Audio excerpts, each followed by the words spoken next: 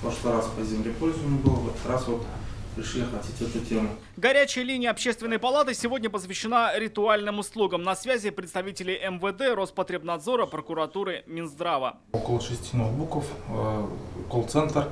Одновременно 6 человек могут принимать звонки. И, соответственно, каждое обращение мы берем в работу. Первый звонок из набережных Челнов. Здесь в течение года произошли несколько конфликтных ситуаций, возбуждены уголовные дела. Я так понимаю, что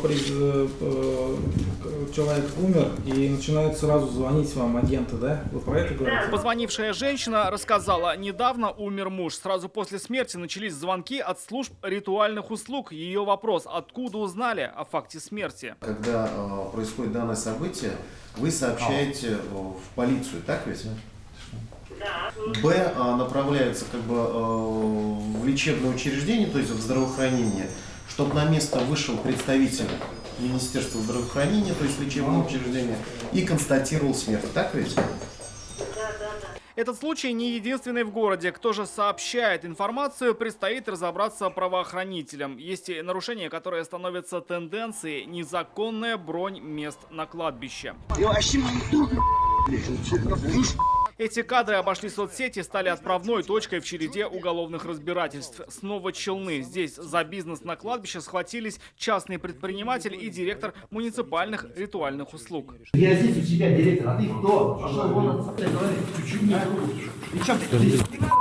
Кладбище муниципальное, но препятствовать бизнесу незаконно. УФАС уже возбуждала дела о недобросовестной конкуренции. Под следствием и сам директор муниципального управления. Ритуальная сфера, хотя и одна из самых табуированных, но проверки здесь не прекращаются и цифры впечатляют. Так, только за год по республике выявлено более 120 нарушений закона. К ответственности привлечены 15 должностных лиц. В суд направлено 5 административных исковых заявлений об обязании создать специализированную организацию, из которых 3 рассмотрено и удовлетворено.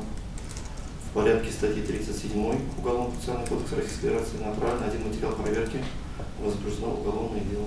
Еще один острый вопрос – отсутствие мест на кладбищах. Мы рассказывали, как в селе Ютазинского района погост расширили настолько, что хоронить стали вплотную к огородам местных жителей. Кладбище не должно подходить очень близко к жилой застройке.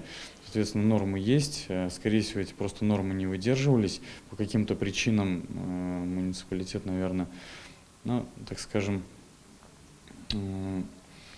возможно, не согласовал. Эксперты видят решение этой проблемы – расширение кладбищ не в ущерб жилой застройке. И еще один способ, он активно применяется на Арском кладбище Казани – это так называемое подзахоронение, когда с разрешения родственников можно похоронить человека над существующей могилой. Главное, чтобы прошло не меньше 15 лет. Выдается соответствующее удостоверение и ряд прав и обязанностей, полномочий, которые позволяют производить подзахоронение. На эти и другие вопросы эксперты отвечали в течение 2 часов. Чаще всего звонили из Челнов, Азнакаева, Казани. Рамиль Шайдуль, Олег Мыльников, ТНВ, Казань.